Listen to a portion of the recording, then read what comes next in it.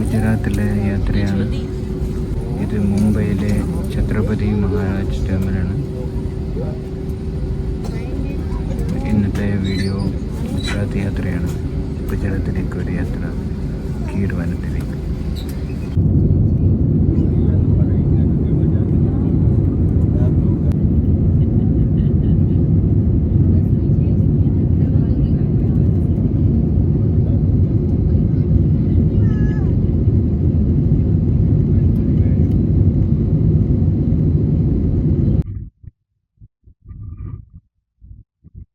पूरा एयरपोर्ट का जगह है, राजकोट ये इंटरनेशनल बना है, बड़ा जगह लेके। हाँ वो अच्छा अच्छा, इसलिए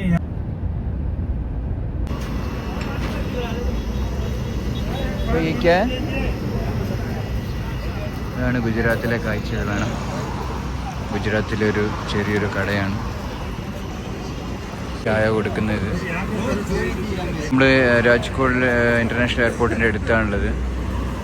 അപ്പോൾ ഇവിടുന്ന് നേരെ രാജ്കോട്ടിൽ നിന്ന് ടൗണിലേക്ക് പോകും, ബസ് സ്റ്റാൻഡ്.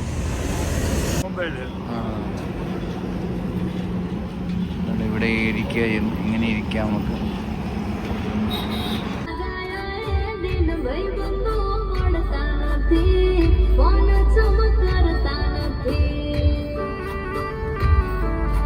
ജാംനഗർ ഒക്കെ അങ്ങോട്ടേക്ക് പോവാം.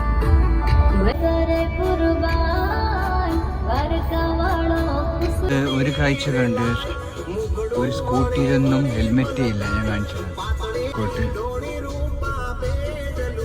ഒരു ബൈക്കിൽ ഹെൽമെറ്റേ ഇല്ല. ഞാൻ കാണിച്ചത് ഇത് ഇതൊരു ചങ്ങായി ഞാൻ കാണിച്ചത്. ഒരാളും ഹെൽമെറ്റേ ഇടാറില്ല. ഫാമിലി പോകുന്നു, എന്തോ അടുത്ത ആൾ പോകുന്നു. നമുക്കൊരു ഫാമിലി ഒരു ഹെൽമെറ്റ് പോലും ഇട്ടില്ല. രാജ്കോട്ടിലെ കാഴ്ചയാണിത്.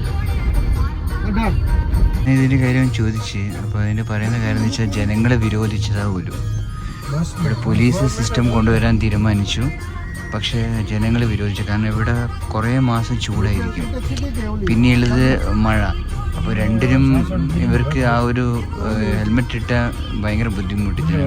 അപ്പോൾ ഇവിടെ ആ സിസ്റ്റമേ ഇല്ല, ഹെൽമെറ്റ് സിസ്റ്റമേ ഇവിടെ ഇല്ല.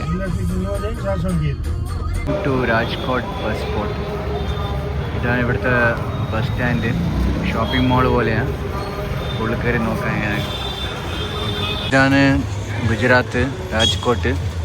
ഇപ്പോൾ എല്ലാം ഗുജറാത്തി ഭാഷയിലാണ് എഴുതിയിരിക്കുന്നത്. കണ്ടോ, ഇവിടെയൊക്കെ ഗുജറാത്തി ഭാഷയിൽ എഴുതിയിരിക്കുന്നു.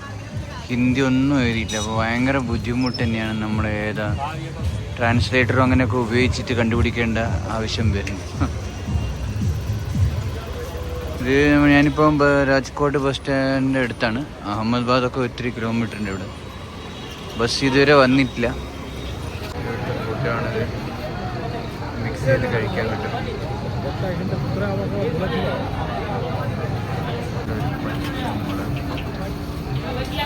ഇവിടെ ഫ്രൈ ചെയ്തത്,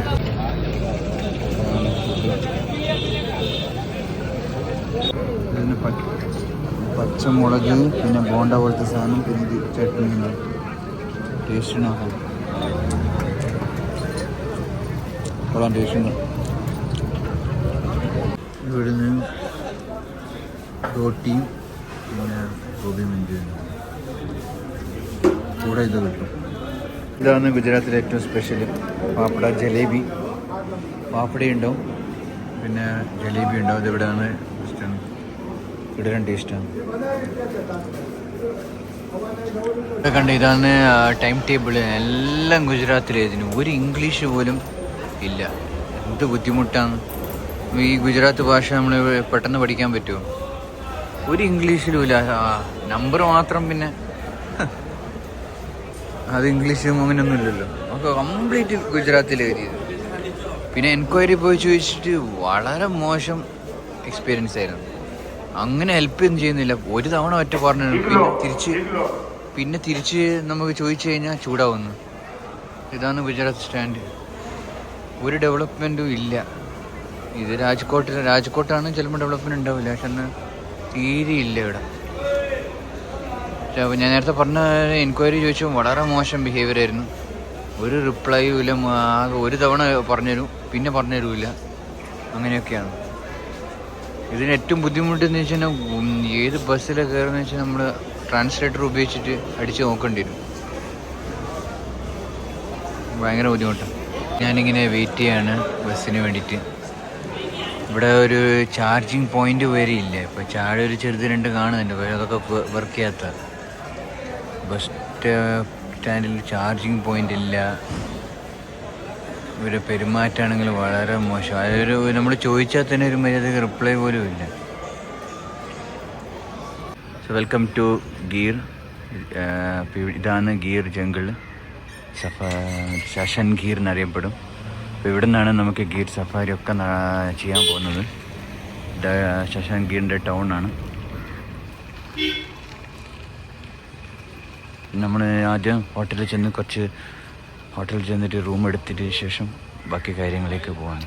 ഗൈസ്, ഞാനിപ്പോൾ റൂം ചെക്ക് ഇൻ ചെയ്തിരിക്കുകയാണ്. പായം കൊണ്ട് കുറച്ച് നേരത്തെ റൂം കിട്ടി.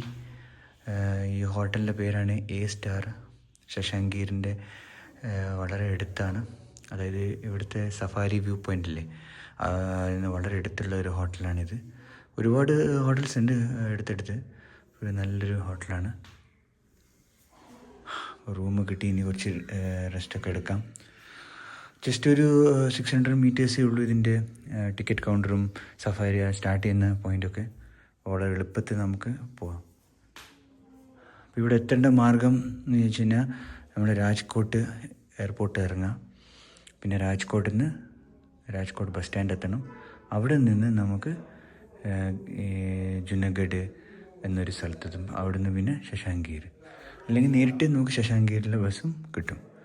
അപ്പോൾ നേരത്തെ ബുക്ക് ചെയ്യുന്നത് കുറച്ചുകൂടി നല്ലതായിരിക്കും, കാരണം നല്ല തിരക്കുണ്ടാവും.